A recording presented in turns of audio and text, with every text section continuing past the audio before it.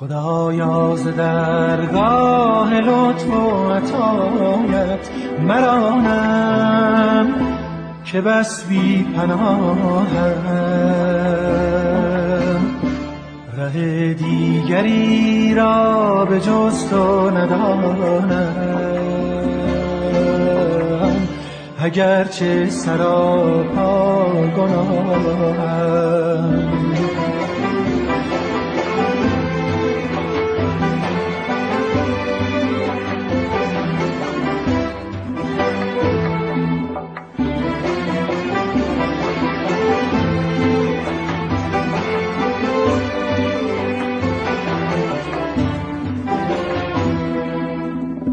شدم ز خطا مانده از همه جا، رانده از همه جا دل پشیمان، دیده گریان.